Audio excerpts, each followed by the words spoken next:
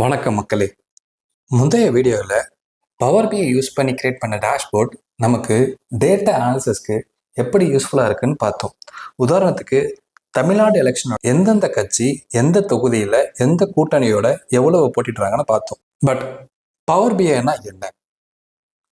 Power பிஐ டேஷ்போர்டுக்கும் XL டேஷ்போர்டுக்கும் என்ன different? Power பிஐ ஏன் தேவை?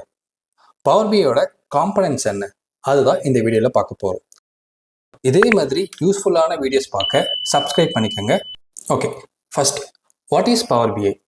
Power BI is a tool developed by Microsoft that transforms data into beautiful charts, graphs and dashboard to help you make business decisions. அதாவது நம்ம power பிஐ டூலை use பண்ணி பிஸ்னஸோட டேட்டாவை ஈஸியாக analysis பண்ண முடியும். உதாரணத்துக்கு ஸ்விக்கியோட டேட்டா எடுத்து எந்த ஏரியாவில் எந்த டிஷ் அதிகமாக சேல் ஆகுது, எந்த டிஷ் கம்மியாக சேல் ஆகுதுன்னு சொல்லிட்டு நம்மளால ஒரு அனாலிசிஸ் பண்ண முடியும். அந்த அனாலிசிஸ் பேஸ் பண்ணி நம்மளால பிஸ்னஸை இம்ப்ரூவ் பண்ண முடியும். ஓகே, அடுத்து பவர் பிஐ டேஷ்போர்ட் ஏன் தேவை? எக்ஸல்ல நம்மளால கம்மியான டேட்டாவை தான் ஹேண்டில் பண்ண முடியும். அதுவுமே நம்ம டேட்டாவை ஹேண்டில் பண்ணோம்னா எக்ஸல் ஹேங் ஆகிடும். அது மட்டும் இல்லாமல் interactive dashboard and real time இன்சைட்ஸ்க்கு பவர் பிஐ ரொம்பவே யூஸ்ஃபுல்லாக இருக்கும். இது இல்லாமல் நம்மளால் இந்த கிரியேட் பண்ண டேஷ்போர்ட்ஸ் அண்ட் ரிப்போர்ட்ஸை ஈஸியாக நம்ம கஸ்டமர்கிட்டையும் ஸ்டேக் ஹோல்டர்கிட்டையும் க்ளவுட் மூலமாக ஷேர் பண்ண முடியும்.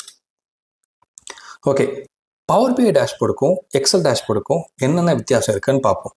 எக்ஸல் டேஷ்போர்ட்டில் நமக்கு ரொம்பவே லிமிட்டடான டேட்டாஸ் தான் ஸ்டோர் பண்ண முடியும். அது மட்டும் இல்லாமல் எக்ஸல் டேஷ்போர்ட்டில் மேனுவல் ரிஃப்ரெஷ் தான் நம்மளால் யூஸ் பண்ண முடியும். பவர் பிஐ டேஷ்போர்டில் நமக்கு டைனாமிக் டேஷ்போர்ட் கிரியேட் பண்ண முடியும். அது மட்டும் இல்லாமல் ஆட்டோ ரெஃப்ரெஷ், நம்ம எக்ஸலை கிரியேட் பண்ணுற மாதிரி ஈச் அண்ட் எவ்ரி டைம் மேனுவலாக ரெஃப்ரெஷ் பண்ண தேவையில்லை.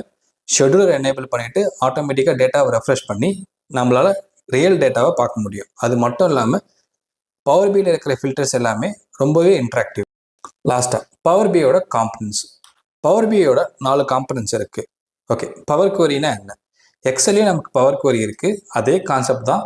எக்ஸல் இருக்கிற பவர் குவரியோட பவர் பிஐயில் இருக்கிற பவர் குவரி கொஞ்சம் அட்வான்ஸாக இருக்கும். இந்த பவர் குவரியை யூஸ் பண்ணி நம்மளால் டேட்டாவை கிளீன் பண்ண முடியும், டிரான்ஸ்ஃபார்ம் பண்ண முடியும். அது மட்டும் இல்லாமல் தேவையான அன்வான்ட் ஃபீல்ட்ஸ் அண்ட் அன்வான்ட் கால்ஸை நம்மளால் டெலீட் பண்ணி டேட்டாவை கிளீனாக இம்போர்ட் பண்ண முடியும். ரெண்டாவது பவர் பிவோட். இந்த பவர் பிவோட்டை யூஸ் பண்ணி நம்மளால் multiple tables or multiple source of டேட்டாவை கனெக்ட் பண்ணி ரிலேஷன்ஷிப் கிரியேட் பண்ண முடியும். மூணாவது பவர் வியூ. மல்டிபிள் விஷுவல்ஸ் நம்மளால் கிரியேட் பண்ணி ஈஸியாக டேட்டா அனாலிசிஸ் பண்ண முடியும்.